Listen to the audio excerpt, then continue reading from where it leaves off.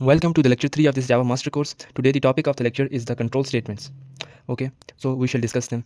So what are actually the control statements? The control statement direct or control the flow of the program.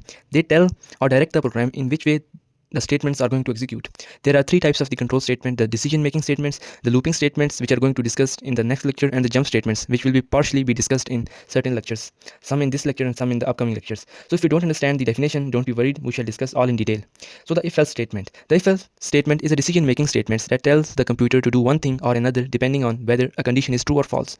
So two conditions, two options are given to the program, or two or more options are given to program, and there is a certain condition over them.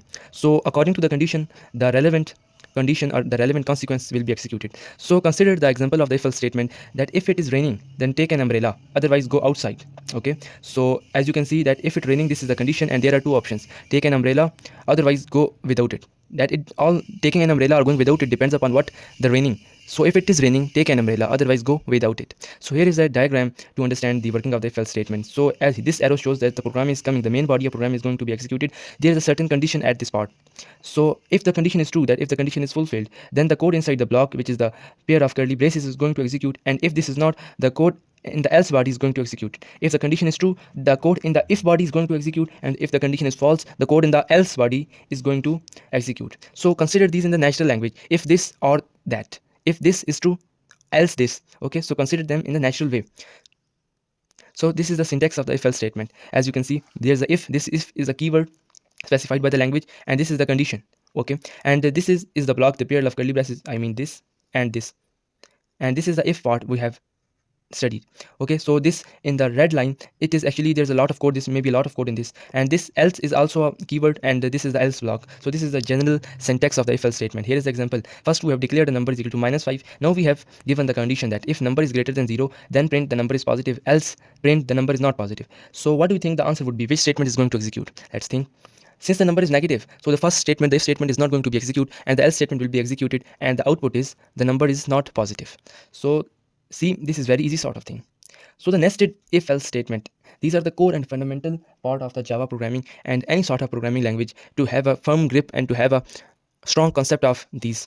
Nested if else statement or if else block inside another if else block. It means the if else block is nested inside another if else block. Like you see the nest of birds, there's a lot of jangling or accumulated things at the same time. So this is the same sort of thing here.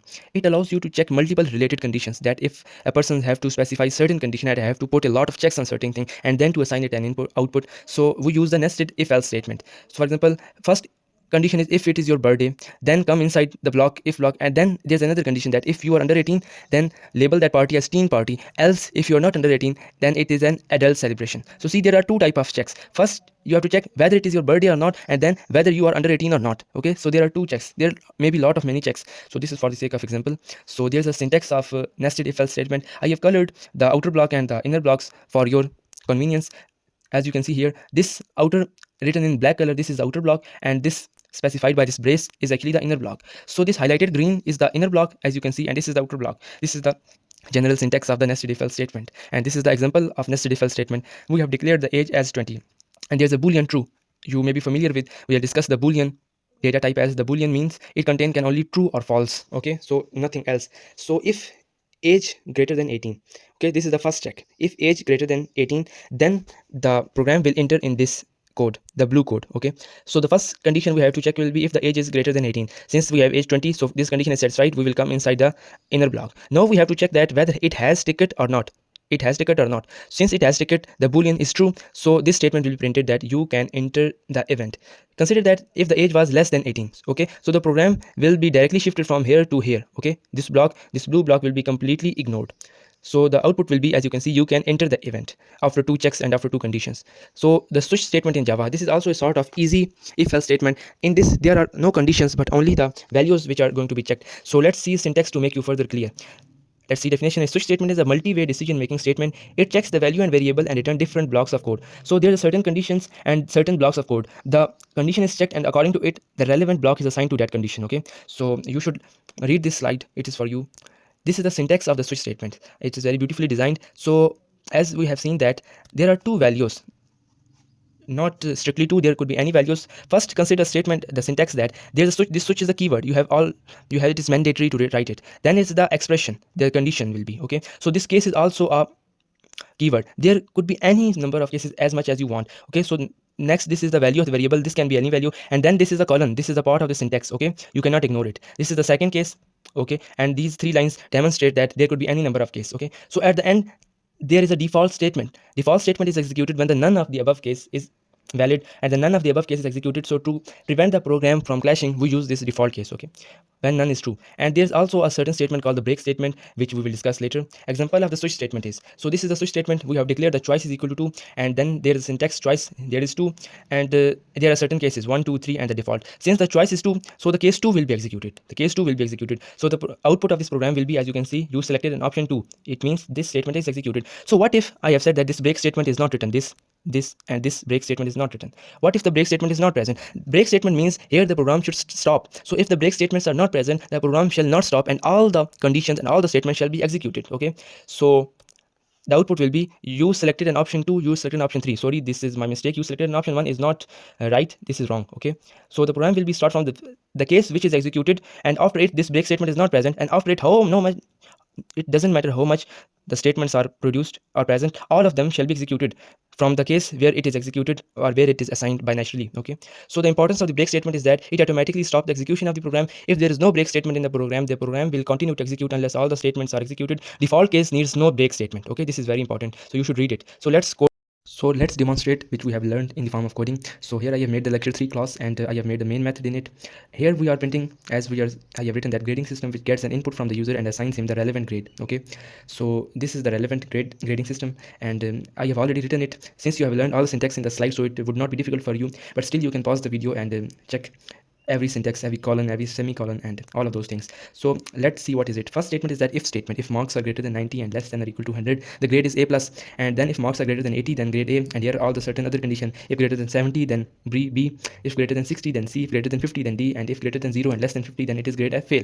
And if user enters something beyond it, like it enters something in negatives, okay, so it would print the invalid marks enter. So let's try to run this. Here it is running. It would take some time and for the beautiful execution, and here you can see that it has been beautifully executed. So let's say I'm not a very good student. Okay, so my marks are 50, so I have got the grade D. Okay, so let's run it again. So I have let enter -1. So as I have entered -1, it has printed the invalid marks entered. So we can check certain condition, if else if conditions. There are very limited conditions, okay, with certain range of numbers, but we cannot expect user to always put the number in such conditions. A user sometime might want to challenge your program to enter a lot of other things. He may enter something which is not in your range. So all of these unnecessary conditions are covered in else. We have discussed our necessary conditions, which are our required condition, and then we have write the else statement, that if anything is beyond this, just write else invalid marks enter, or that your input is invalid. So this is the beauty of the if else statement. Now I have also made this helper class to demonstrate the working of the switch statement, the switch example. So let's copy this code and we will run that in the same class. Okay, so here Control+C, and I have made this in the same way. So let's first comment out all these things which we have written. Okay, so here, so I am commenting this Control+/.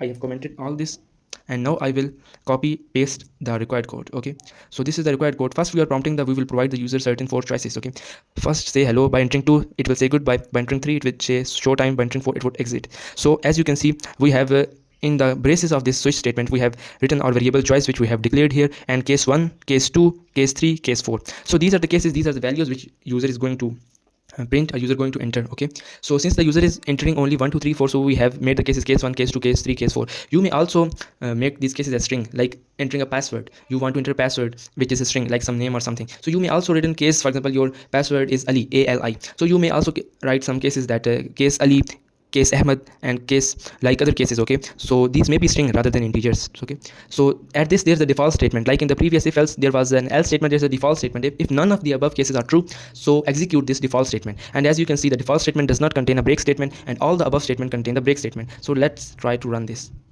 Okay, so let's try to run this. It is running, and here enter a number from 1 to 4. First say hello, second say goodbye, third show time, and 4 exit. So let's say I enter 2. It is saying goodbye. Okay, and the process has finished. So one thing which may confuse you is this function java.time.localtime.now. So you don't really need to worry about this function. It is just a function to see the to take the input, to display the time, which is the current time. Okay, so this is the one of the built-in functionality, built-in libraries of the Java, which make our work easy rather than using columns and other lengthy processes of writing the time. So this is the smart way, and we have not yet learned this. So if you don't understand what is it, so you may not be confused by it. Okay, so this is all from my side, and you can pause this video and you should try to practice a lot. So this is only a certain example which we are discussing here. We cannot discuss all sort of problems which we will face in our daily life. So while taking tutorials from the YouTube, you should focus on the concepts, you should focus on the slide, you should focus on the theoretical portion, and then close the video and practice in your own laptop, in your own computer, for and again. So this will make you a pro coder. So thank you. So don't forget to like, subscribe our videos. So thank you.